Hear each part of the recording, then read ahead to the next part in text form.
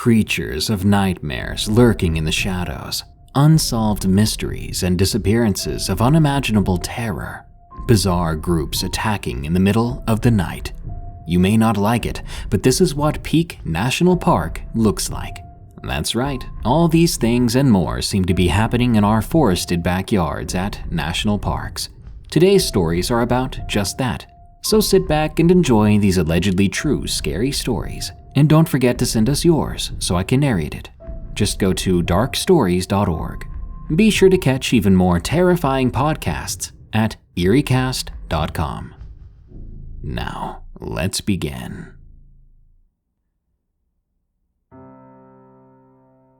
Terrifying Encounter in Small Town, Ohio. From Sindelina. Back in the 80s, my dad had a friend named Joe who worked for the Ohio Parks and Wildlife Division. He normally worked in the Columbus area. However, on this occasion, he was in a town called Defiance, where the Independence Dam State Park is located. Joe described the park as being well hidden, nestled between a wide river and a thick forest of tall trees. Once inside, it was long and narrow, with a small camping area in the back. One way in, one way out, and nothing but dense, deep forest behind it. This is his story. Joe met with the sheriff, David, I believe, at his office. The day was pretty much uneventful until around 9 p.m., when a call came in requesting the sheriff and Joe respond to a couple camping out at the dam. After about a 15-minute drive through the park, they arrived at the very last campsite where an older silver RV sat. A couple in their mid to late 40s was standing outside waiting. The sheriff addressed the couple while Joe began looking around. The first thing he noticed was how everything had been thrown about. Lawn chairs upside down or broken, a smashed-up picnic table, a heavy-duty grill that was cemented into a concrete slab had been bent in half. The couple said they had arrived earlier in the day to get everything set up, ready for a relaxing weekend of camping. They decided to catch some fresh fish for dinner, and that's when they said they felt as if they were being watched. A heavy uneasiness came over them as they realized the nature around them had gone silent. No birds singing, crickets chirping, nothing. They chose to play it safe and return empty-handed. The couple came back to their RV and began to make a different dinner for the evening, when suddenly the RV began to violently shake back and forth, knocking them both to the floor. To them, it sounded as if they were surrounded on each side of the RV. However, they heard and saw nothing. After several minutes of being tossed about like rag dolls, the husband shouted that he had a gun. The rocking stopped abruptly and was followed by a long, low bellow, which they could feel vibrating beneath their feet. Keep in mind, this was the 80s, so there weren't any cell phones they could use to call for help. They waited a while before grabbing their gun, throwing the RV door open and booking it to their truck. There, they drove to a payphone and called for help. The sheriff reassured the couple, telling them they would check out the area and find the people responsible. Joe said he never forgot what the lady said next. "You aren't looking for people, Sheriff. You're looking for monsters." David went back to his vehicle, grabbed a shotgun, tossed a flashlight to Joe, and they headed out into the woods. Joe wasn't for a moment thinking anything other than this being a bunch of teenagers, but he did notice a look of concern on David's face. The deeper they went, the darker it got. It became so dark that Joe could only see maybe a couple of feet in front of him. At one point, he realized that David had stopped walking. When he turned to say something to him, he was met with a quick, "Hush." He watched David point his finger towards the darkness. Joe shined his flashlight where he was pointing, which was about 15 feet away or so. The area was thick with tall, wide trees packed tightly together. "Between the trees," David whispered. Joe began moving the flashlight slowly up, then down, when he saw something. pressed up against a tree was a leg. A man's leg, but larger and hairier. He then saw a long, oddly shaped hand, which reminded him of what a man's hand might look like if it had been broken and never healed properly. It had claws instead of nails, which were long, sharp, and wide. Joe felt his heart drop into his stomach as his legs weakened. Then he felt it, the vibration beneath his feet the couple had described, followed by long, deep growls. The air became filled with a suffocating, pungent odor, causing both men to recoil in disgust. Joe moved the flashlight up a good 8 feet off the ground. There he saw a face. It was covered in thick brownish-gray hair and had the muzzle and teeth of a large canine. The eyes looked like 2 dancing orange flames, and they were looking right at them. "Shoot it," Joe whispered to David. As soon as those words left his mouth, several of the same type of creature began slowly creeping out from behind the trees. "We have to get out of here," David said softly while slowly walking backwards. Joe was the most terrified he'd ever been in his life, and he could not get his legs to move. He couldn't see them, but he could feel them moving in closer and closer with every passing second. The vibrations had become painful by this point, feeling as if his spine was getting ready to explode. Joe admitted to us that he thought those would be his last moments on Earth, viciously mauled by some unknown predators. When suddenly, a bright flash of light lit the night sky and a loud bang accompanied it. Horrific screams filled the air, and Joe ran for his life. Later on, Joe found out that David had saw movement behind him. He fired his shotgun in the direction, hoping to scare whatever those things were off. Eventually, they made it back to the campers. Both men were black and blue, with scratches from head to toe from running blind, and the sheriff made them vacate the area immediately. The park was closed for a few weeks after that incident, telling the public it was for repairs. Before Joe left to come back home, he asked the sheriff what he thought it was they saw that night. Without hesitation, he said, "Werewolf." He then went on to tell him about the Defiance werewolf spotted back in the 70s. Apparently, a railway worker had an encounter with one, which had been stalking the tracks late one night. Even many years later, Joe says it's one of his most vivid memories. He'll never understand what they were exactly, or what caused those crazy vibrations, but he does know that they're real, and he'll never return to that part of Ohio again.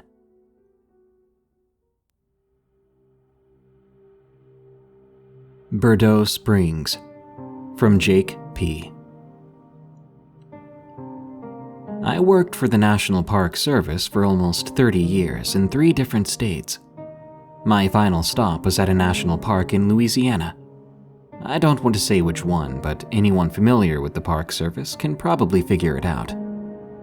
I was transferred there as deputy director, put over a sector of the park where we had a lot of campgrounds and hiking trails, but not much else. It was basically dense thicket for miles and miles, as far as the eye could see, and always had been, at least in living memory. Some of the veterans who worked in and around my sector told me some interesting stories about things that had happened there over the years, mostly pretty tame things. Stories about people who claimed to have spotted panthers or Bigfoot in the park. People who had uncovered substance fields or certain types of labs, if you catch my drift.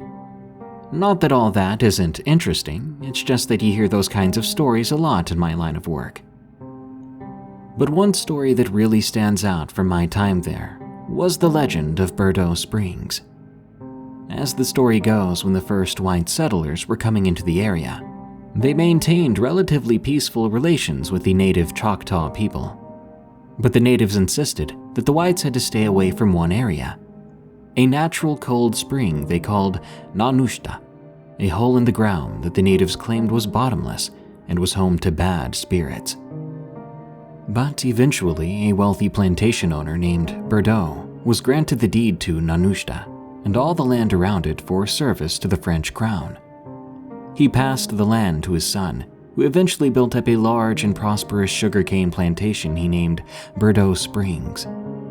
But the enslaved men and women who worked the land told wild tales of the spring the Choctaw called Nanushta, and rumors spread that children had begun to disappear from the slave quarters in the night. The slaves, many of them practitioners of Haitian voodoo, held ceremonies imploring the evil spirit who lived in the spring to spare the lives of them and their children. Burdeaux himself, it was said, became increasingly cruel to his slaves, punishing them for what he saw as satanic practices. The slaves, for their part, spread the rumor that he had become possessed by the spirit in the spring. Eventually, it all came to a head one night when Burdeaux's youngest daughter, Marion, staggered into a neighbor's home one night, covered in blood and ashes. She claimed the slaves had risen up against her family in the night, butchering her family before her eyes and shackling her to a tree. The neighbors sent for reinforcements from the nearby military outpost, and by noon the next day they were marching off to Burdeaux Springs to put down the insurrection. However, when they arrived, there was hardly a sign of life on the whole estate. The manor house had been torched. Nothing of it remained, save a smoldering blackened ruin. The slave quarters too had been razed to the ground, along with most of the crops in the field. Strangest of all, however, was that the slaves on the plantation before fleeing into the dense hardwood forest had taken a considerable amount of time and effort to stop up the spring, burying it under a massive amount of dirt and detritus. According to the legend, the bodies of the Burdeaux family were never found, with many supposing they'd been tossed into the spring before it was stopped up. Over 200 years later, by the 1980s, they said that nothing remained of the Burdeaux plantation or the springs, except a grown-over heap in the middle of the woods, somewhere in the depths of the park. Many have searched for it, and some even claim to have found it, though they could never do it a second time. But in the early 90s, a professor from a state university had contacted the park director, claiming he had finally pinpointed where Burdeaux Plantation had once stood using satellite mapping technology. He requested permission to conduct a rudimentary excavation at the site, which the park director granted. Time passed, and the director forgot about it, until the professor and his wife were reported missing. During the investigation, the police noted that the last phone call he had placed from his home number was to the park director. A search was conducted using the coordinates the professor had given the park director, and nothing was ever found. No signs of an excavation or campsite. No sign of anything that might be the remains of Burdeaux Springs. After a week of canvassing the area, the search was abandoned as there was no proof the professor had ever been there to begin with. He and his wife had simply vanished without a trace. After a while, the incident passed out of memory until years later when a camera was found hanging from a branch on a trail deep in the park. The trail place where the camera was found was a long way out, but not a trail that was infrequently used. It was definitely a place that people passed every 2 or 3 days during peak camping season. The people who found it said it was hung there quite purposefully, like someone had placed it there and would be back for it shortly. They ignored it when they passed it on their way in, but when it was still there 2 days later on their way out, they decided to pick it up and turn it in to the ranger station. The camera was placed in the lost and found, forgotten about for a couple of years, until someone came across it while cleaning. They realized there was still film in the camera and decided to have it developed on a whim. When the photos came back, everyone was puzzled at what they saw. The photos seemed to show what appeared to be an older middle-aged man digging in what looked to be a small mound or hillock, showing various bits of broken pottery or tools he had uncovered. As the pictures went on, there were also several images of him pointing at what looked to be some kind of spring, and even cupping his hands and drinking from it. Then things got really strange. The last several photos seem to show that same man walking around the outside of an antebellum home, pointing out different design features.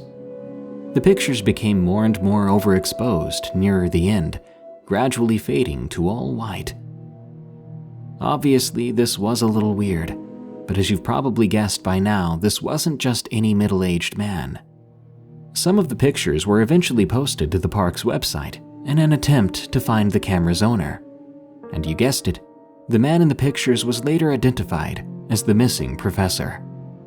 The police were alerted, but of course they couldn't make heads or tails of it. No one could.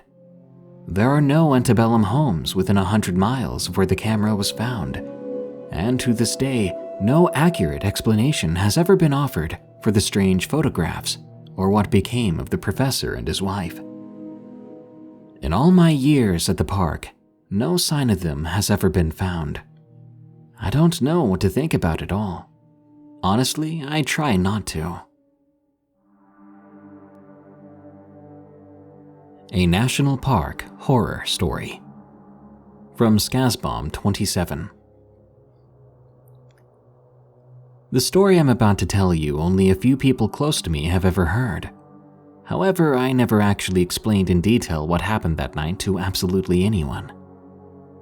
I live next to Yellowstone National Park, which itself draws millions of tourists each year. Part of the reason I'm writing this is merely a warning to people who decide to visit during the summer months. Last year, in the summer of 2020, some buddies and I decided to go have a night out and do some camping out near a spot we've been to multiple times in the past. After all, this was right after things started to go back to normal again, concerning the Rona. I decided to head up to the camp spot early in an effort to make sure my gear was still set up from earlier that day. I wanted to make sure my spot was reserved, as it's first come, first serve. Therefore, with everything in hand, I left my house right before sunset. We were all supposed to meet up within the hour, so I didn't really have any concerns of being alone. I began my 30-minute drive up to the location. When I finally made it there, I immediately noticed my tent and everything inside was gone. Now, I'd staked the tent down in multiple areas, just to be sure it stayed for the period I was gone. Inside was my sleeping bag and a few other miscellaneous items, which I left just to keep it weighed down. However, everything, and I mean literally everything, had disappeared, as if it had never been there. I looked around, and even the stakes and rocks I placed on the outside were missing. Right away I knew something was wrong, because I didn't see any campers on the way up either. Keep in mind, I do not have cell service out here, as it's a couple miles back into the wilderness. I decided to drive back down from where I came from to get some service. I needed to get a hold of my friends to let them know what happened. I wasn't happy with the situation at all, and I knew that whoever took my stuff was probably still in the area. It had only been there for an hour or two.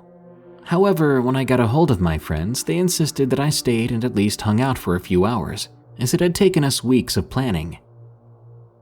Once I made sure everyone arrived, I then decided to go around the area, searching for any signs of footprints or indicators that maybe these people were close by, the ones that messed with my stuff.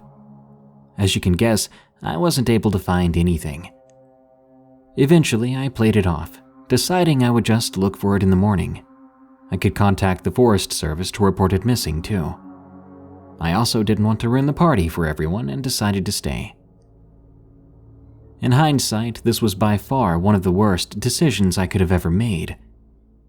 As the night went on, everything seemed fine. Around 1 or 2 in the morning, most of my friends decided to call it a night. I ended up sleeping in my truck. This was perhaps one of the better decisions I made that night. That, along with always making sure to bring my bear spray and sidearm for protection from unexpected guests. Eventually, I fell asleep.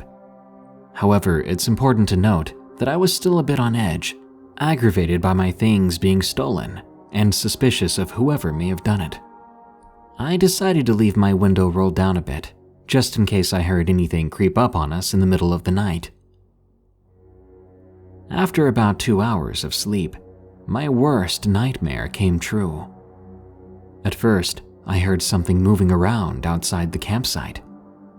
This was enough noise to wake me up, and right away I froze, not moving whatsoever. My lack of movement was partly due to the fact that whatever was making the noise seemed to be huge, not just a raccoon or a smaller creature. I sat there, paralyzed, listening intently to whatever was happening outside of our camp. My next thought was that it was a bear. We'd had sightings of bears recently in the area. At one point, I swear it could have only been 20 to 30 yards away from me.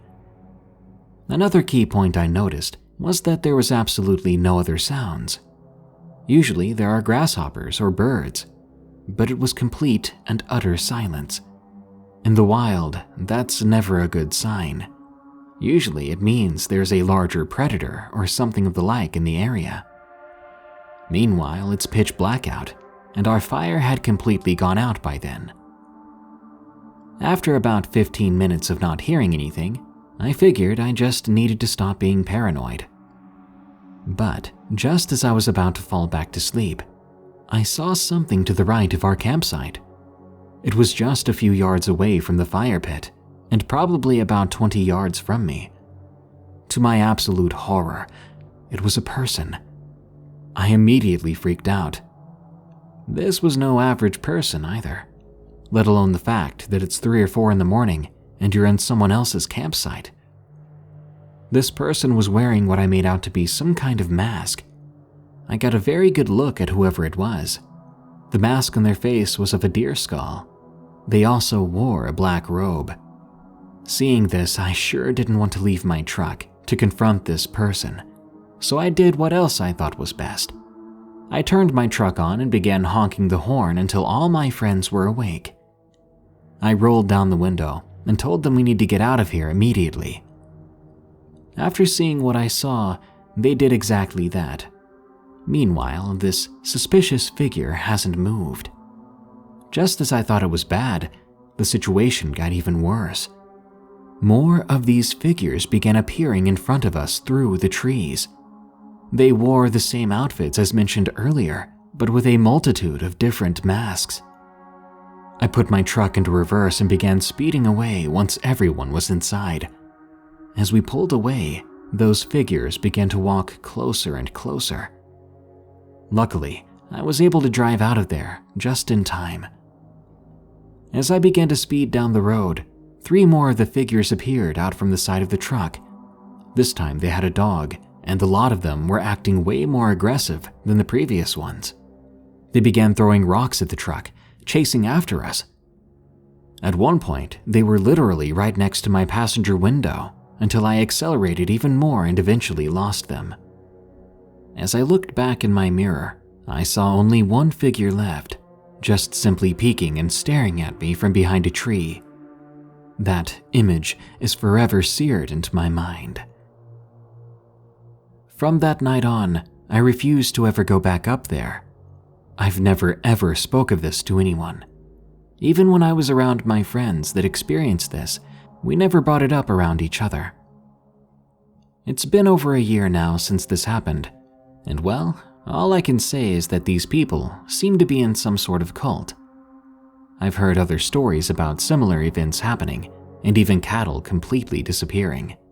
It's very barbaric, and you wouldn't think that such a beautiful national park that attracts so many people year-round would have such a dark and disturbing secret. My advice to anyone that decides to travel to these mysterious and preserved parks of intrinsic beauty would be to always bring protection of some kind. Likewise, make sure you let others know about your plans, and never go alone if you can avoid it. There are hundreds of missing person reports across the national parks inside the US, and I could have very well become one of them if I had ended up staying a few minutes too long. Nature has a way to attract very different types of people. Some want to explore and push themselves to their limits. Meanwhile, some simply don't want to be seen, and they lurk in the darkness of the night. A former Green Beret once told me the key to survival was always being aware of your surroundings, listening to your instincts. If a particular situation doesn't feel right, chances are there really is something wrong. Stay safe, everyone. The Redwoods Dragon. From Gamer. To clarify, I was not a witness to this story. It was told to me by one of my good friends, and I have permission to post it here. It all happened around 2018. My friend, who I will call Haley, just for the sake of the story, was 12 at the time, and went on a vacation to Redwood National Park. Her family had rented a cabin to stay for the next couple of days. Her family consisted of her mom, dad, and herself. The first day went along quite well. They'd spent the whole day on the trails and admiring the ginormous trees. But that night is when everything went south. She told me she was lying on her inflatable mattress, writing and doodling while listening to music, when she heard something. Of course, as she had said, she was wearing earbuds, so I'd believe that it was something loud. She explained that it sounded something like a siren, but it was distorted, and it had a bit of an animal-like growl at the beginning. She'd heard about wolves in the redwoods, but this was nothing like a wolf. It was too loud, and it had to be far, judging by the echo. She walked to the living room area where her parents were. She asked them if they had heard the sound that she had heard just moments before. Her mom nodded. Her dad, on the other hand, was too engrossed in the show on the TV to even notice anything, let alone hear something. Her mom told her not to worry and assured her that it was just a wolf. Haley brushed it off. It could have even been a fire siren. Although she now had some form of closure, she still felt uneasy. That night, she had been awakened twice in the middle of the night to what sounded like faint but heavy footsteps and the occasional breaking branch. The following day, she went out to investigate. She couldn't find any major signs of something there, though she did find a tree about 200 feet from the house that had looked like it had been uprooted. However, it wasn't very big, but it was definitely fresh. Haley is the skeptical type, especially with cryptids. She tried to find a logical explanation. There was a fire siren the previous night, and the wind had blown this tree down. The only thing she couldn't explain were the footsteps sounds she heard. She didn't want to get too far into this because she just wanted to enjoy the rest of her vacation with her family. She pushed it off, forgetting about it. The second night came around, and she was lying on her mattress when again she heard it, the echoing siren-like sound. This time it was closer. So close that it felt as if the windows began to rattle. She jumped from her bed and ran to the porch, hoping to at least catch a glimpse of whatever was making the unbelievable noise. It was about 9:30 p.m. that time. There was barely any visibility outside. She saw nothing, absolutely nothing. She had totally expected that nothing would be there, and had a suspicion that she wouldn't have seen anything. She did, however, notice that as soon as she went on the porch, the sounds stopped. This made absolutely no sense. Haley started to get angry, mostly at the thought of the possibility that someone was out there, messing with her, messing with them. She shook her head in disappointment, then walked back in the house. The rest of that night was quiet, until around 3 a.m. She snapped awake at an extremely loud crashing sound. She lay there listening to the sound of rain hitting hard on the cabin roof. Then there was a low rumbling sound. She pulled up her covers and shook her head. A thunderstorm. A bad thunderstorm from the sound of it. She turned towards the window beside her bed and stared at the dark blinds. The rumbling sound never stopped. It sounded like thunder, but the sound drew closer. Then she heard it again, the sound of heavy footsteps. She was, in a way, calm in this moment thanks to the window blinds. But the calmness went away the instant there was a lightning strike, illuminating the yard. She told me what happened next still scares her to this day. In the quick flash of light, she saw a figure. It was bipedal, but not like a man or even any normal cryptid. It stood on long back legs, had smaller front arms, had a long tail and lizard-like head. She couldn't exactly make out other features on it, but it looked honestly like a dinosaur. She sat up at the window and pulled open the thin blinds. The footsteps got closer and louder. Then suddenly, they stopped. It got quiet, other than the sound of the rain pattering on the roof. Haley reached for her flashlight and flicked it on. The window was now blocked by a black and tan striped scaly wall. She couldn't even tell what she was looking at. She flicked the light off, then back on. Then it moved. She froze in horror as the wall seemed to back up, revealing the face of this creature. She explained it as looking like a dragon with fully black eyes. It had a large crest on the very top of its head. It let out a guttural growl. She stood there, completely paralyzed, tears pouring down her face just from the sheer terror. Her mind screamed, "You move, you die," and there was nothing around that. She could smell the rotting odor expelling from the drool dripping from its mouth, even through the window. It wouldn't look directly into the light, like it hurt its eyes. Her brain told her not to shine the light into its eyes, but she could not hold herself back. It was an uncontrollable urge to do the opposite. She closed her watery eyes and flicked the light into its eyes. The thing squealed, rearing up and letting out its siren-like scream. It was so loud, the entire cabin shook as if it was going to come down. The windows rattled furiously. Haley's parents ran into the room and stared, paralyzed as well. The creature continued to roar at a deafening volume. Then it went silent. Expecting it to rip through the roof, Haley closed her eyes as tears soaked her face, but nothing happened. Just silence as another lightning bolt struck from the sky. She looked back to the window, reluctantly, only to hear heavy footsteps walking away and the end of the creature's spiked tail. At the very end of that tail was what looked like metallic bony spikes. Then it was gone. They stayed the rest of the night in her parents' room, all huddled together on the bed, hoping, praying that it wouldn't come back. Thankfully, they made it home safe. Haley was still shaken up long after the event. As they drove out of the campsite, she saw something out of the corner of her eye. It was barely visible, only the outline showed a 30-foot-tall creature, the same creature that had terrorized them the night before. It looked like a dinosaur, but with spikes and a large pointed crest. The only thing that wasn't camouflaged was its cold black eyes. She turned to her mom and tapped her shoulder. "It's right there, watching us," Haley whispered. But when she looked back, it was gone. Later, when she tried looking up cryptids, nothing seemed similar. She'd heard of Bigfoot and Wendigo, but this was so different. Me, after hearing this story, the only thing I could think of was either a dragon or a dinosaur. The only dinosaur it fit the description of was a Cryolophosaurus, or frozen crested lizard. The only thing that didn't match was the size. She said even to this day, she can see its hollow black eyes and hear its siren-like roar. If anyone knows what this is, we'd love to hear what you think.